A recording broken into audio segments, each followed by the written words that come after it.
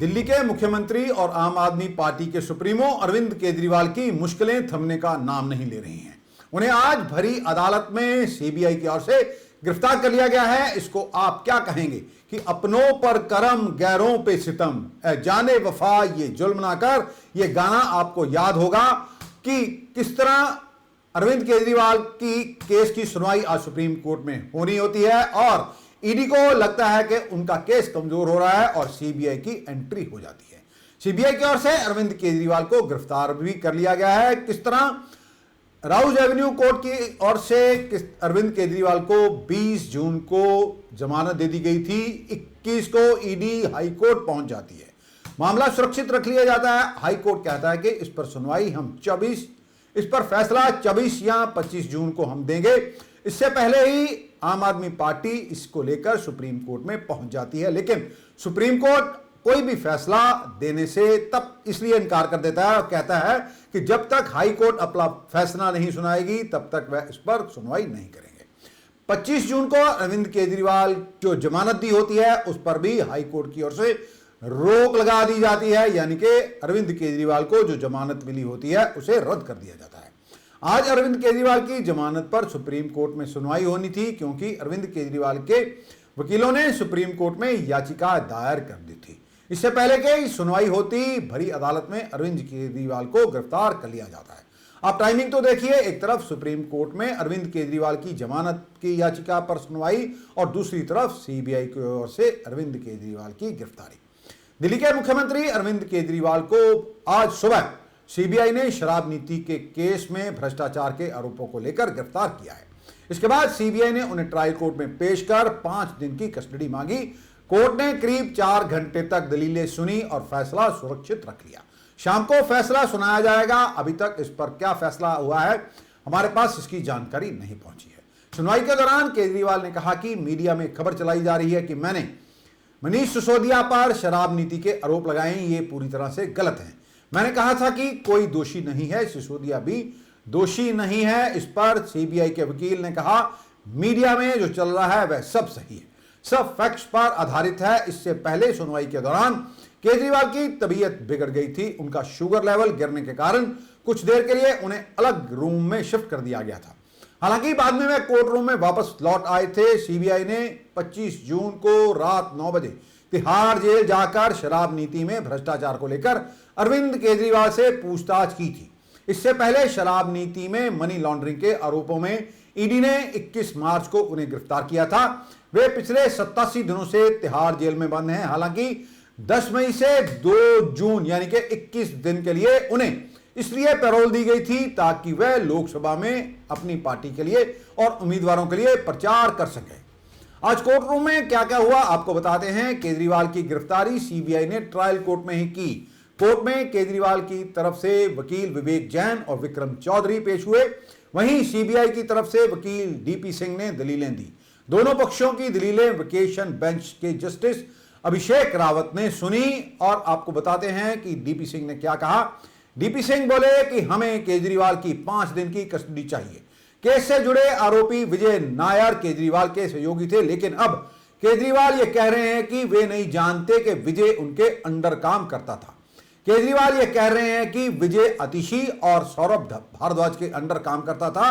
केजरीवाल ने पूरा मामला सिसोदिया पर डाल दिया। इस पर केजरीवाल से पूछताछ करनी होगी। केजरीवाल सीबीआई सूत्रों के मुताबिक मीडिया में चलाया जा रहा है कि मैंने एक बयान दिया है, मैंने अपना सारा दोष मनीष सिसोदिया के सर पर मढ़ दिया है। केजरीवाल कहते हैं कि मैंने ऐसा कोई बयान नहीं दिया। मैंने कहा था कि मनीष सिसोदिया निर्दोष हैं, आप निर्दोष हैं। इनका सारा प्लान हमें मीडिया में बदनाम करने का है। कोर्ट में यह रिकॉर्ड किया जाए कि सीबीआई मीडिया में यह सब ना फैलाए।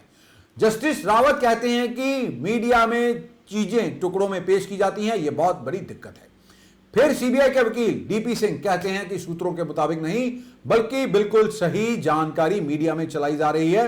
मैंने ही फैक्ट्स के आधार पर यह दलीलें दी हैं कि केजरीवाल ने सिसोदिया पर आरोप मढ़ा है। और केजरीवाल क्या कहते हैं, वे कहते हैं कि ये चाहते हैं कि फ्रंट पेज पर यह हेडलाइन हो कि केजरीवाल ने अपना ठीकरा मनीष सिसोदिया पर फोड़ दिया है। ये टॉप हेडलाइन होगी अखबार की। ये लोग सनसनी फैलाना चाहते हैं। केजरीवाल ये भी कहते हैं कि सीबीआई को पूछताछ में मैंने बताया था कि पॉलिसी को लेकर मैंने मनीष सिसोदिया को 3 निर्देश दिए हैं। पहला, रेवेन्यू बढ़ाना, दूसरा, कानून व्यवस्था बनाए रखने के लिए दुकानों से भीड़ कम करना, और तीसरा था दिल्ली में शराब दुकानों को बराबर प्रोपोर्शन में खुलवाना। जस्टिस रावत कहते हैं कि मीडिया सिर्फ एक लाइन ही ले लेती है और फिर उसे दिन भर चलाती है, हम फैसले को सुरक्षित रखते हैं।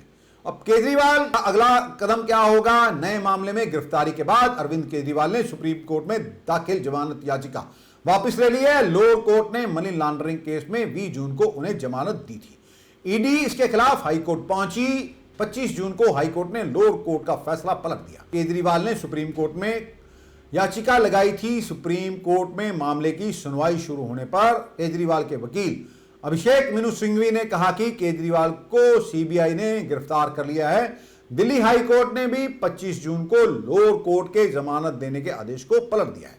अब हम हाई कोर्ट के 25 जून के ऑर्डर के खिलाफ नई याचिका लगाएंगे, इसलिए मौजूदा याचिका को हम वापस लेना चाहते हैं। इसके बाद सुप्रीम कोर्ट ने ईडी के वकील एसवी राजू की सहमति के बाद याचिका वापस लेने की इजाजत दे दी। सीबीआई और ईडी के आरोप क्या हैं, बताते हैं आपको। सीबीआई और ईडी ने दिल्ली शराब नीति के मामले में कथित हुई अनियमितताओं को लेकर अगस्त 2022 में केस दर्ज किए थे। दिल्ली शराब नीति मामले में ईडी और सीबीआई का आरोप है कि अरविंद केजरीवाल और उनकी आम आदमी पार्टी ने दिल्ली शराब नीति में हेरफेर करने के लिए साउथ ग्रुप के मेंबर से 100 करोड़ रुपए की रिश्वत ली। आम आदमी पार्टी ने घोटाले के रुपयों का एक हिस्सा 2022 में गोवा में हुए विधानसभा चुनावों के दौरान इस्तेमाल किया था। इस तरह से आम आदमी पार्टी ने अरविंद केजरीवाल के जरिए मनी लॉन्ड्रिंग का अपराध किया है। साउथ ग्रुप दक्षिण के राजनेताओं, कारोबारियों और नौकरशाहों का ग्रुप है। इसमें अरबिंदो फार्मा के प्रमोटर शरत रेड्डी, वाईएसआरसीपी के लोकसभा सांसद एम श्रीनिवासुलु रेड्डी, उनके बेटे राघव मुंगुटा और कविता शामिल थे। इस ग्रुप का प्रतिनिधित्व अरुण पिल्लई, अभिषेक बोइनपल्ली और बुच्ची बाबू ने किया था। तीनों ही शराब घोटाले में गिरफ्तार किए जा चुके हैं। दिल्ली शराब नीति केस में सीबीआई ने 26 फरवरी 2023 को दिल्ली के पूर्व डिप्टी मुख्यमंत्री मनीष सिसोदिया को गिरफ्तार किया था। इसके बाद ईडी ने 9 मार्च 2023 को सीबीआई की एफआईआर से जुड़े मनी लॉन्ड्रिंग के मामले में सिसोदिया को गिरफ्तार किया था। सिसोदिया जमानत के लिए दिल्ली हाईकोर्ट से लेकर सुप्रीम कोर्ट तक याचिका लगा चुके हैं, लेकिन हर बार उनकी याचिका खारिज हो गई। आम आदमी पार्टी का आरोप है कि 26 जून को सुप्रीम कोर्ट में केजरीवाल की जमानत पर सुनवाई होने से पहले केंद्र सरकार सीबीआई के साथ मिलकर उन्हें दूसरे मामले में गिरफ्तार करवाने की साजिश रच रही है। आम आदमी पार्टी के सांसद संजय सिंह ने मंगलवार 25 जून की रात एक्स पर वीडियो पोस्ट कर कहा कि जुर्म, अत्याचार और ज्यादती की इंतहा हो गई। कल 26 जून को जब सुप्रीम कोर्ट से केजरीवाल को जमानत मिलने की पूरी संभावना है, इससे पहले केंद्र की भाजपा सरकार ने सीबीआई के अधिकारियों के साथ मिलकर बड़ी साजिश रची है। यह साजिश है केजरीवाल के खिलाफ सीबीआई का मुकदमा तैयार करके उन्हें गिरफ्तार करने का। पूरे देश में भाजपा की चाल उनका जुर्म और अत्याचार देख रहा है। इस देश के अंदर किसी को कैसे न्याय मिलेगा अगर इसी तरह झूठे मुकदमे लगाकर केजरीवाल को जेल में रखने, उनकी राजनीति खत्म करने और आम आदमी पार्टी को खत्म करने के उद्देश्य से ऐसी कार्रवाई की जाएगी। सुप्रीम कोर्ट ने 10 मई को अरविंद केजरीवाल को लोकसभा चुनाव में प्रचार करने के लिए 21 दिनों की अंतरिम जमानत दी थी। केजरीवाल इसी दिन जेल से बाहर आए और उन्होंने 1 जून तक चुनाव प्रचार के बाद 2 जून की शाम 5 बजे तिहाड़ जेल में सरेंडर कर दिया था। फिलहाल वे 3 जुलाई तक न्यायिक हिरासत में हैं। अब 25 जून हाई कोर्ट ने ट्रायल कोर्ट ने बेल देते समय विवेक का इस्तेमाल नहीं किया, ऐसा जो है कहा गया है हाई कोर्ट की तरफ से। 20 जून को राउज एवेन्यू कोर्ट ने शराब नीति से जुड़े मनी लॉन्ड्रिंग मामले में केजरीवाल को जमानत दी थी। ईडी इस फैसले के खिलाफ हाईकोर्ट पहुंची। 25 जून को हाईकोर्ट ने ट्रायल कोर्ट के केजरीवाल को जमानत देने से इनकार कर दिया। अब सीबीआई की गिरफ्तारी पर मुख्यमंत्री केजरीवाल की पत्नी सुनीता केजरीवाल का भी बयान सामने आया है। अरविंद केजरीवाल को बुधवार यानी कि आज 26 जून को सीबीआई ने गिरफ्तार कर लिया। इस पर मुख्यमंत्री अरविंद केजरीवाल की पत्नी सुनीता केजरीवाल ने कहा कि यह कानून नहीं है, यह तानाशाही है और इमरजेंसी है। आपको बता दें कि सीबीआई ने मुख्यमंत्री केजरीवाल की रिमांड की मांग की है, जिस पर बुधवार को ही आज शाम तक कोर्ट फैसला सुना देगी। अपने सोशल मीडिया पोस्ट में सुनीता केजरीवाल ने लिखा है कि 20 जून अरविंद केजरीवाल को बेल मिली, तुरंत ईडी ने स्टे लगवा लिया, अब अगले ही दिन सीबीआई ने आरोपी बना दिया और आज गिरफ्तार कर लिया। पूरा तंत्र इस कोशिश में है कि बंदा जेल से बाहर ना आ जाए। यह कानून नहीं, ये तानाशाही है। अब सवाल यह है कि अगर अरविंद केजरीवाल या उनकी पार्टी ने किसी तरह की कोई भ्रष्टाचारी या मनी लॉन्ड्रिंग नहीं की है तो फिर उन्हें कभी ना कभी तो जमानत मिल ही जाएगी। हालांकि इस पर माहिर कहते हैं कि किस तरह प्राइवेट बंदों को फायदा पहुंचाने के लिए सरकार का नुकसान। जो शराब की बोतल इस नीति के बनने से पहले 530 रुपए की थी और उससे रेवेन्यू आता था सरकार को 330 रुपए और प्राइवेट बंदे को मिलते थे 30 रुपए।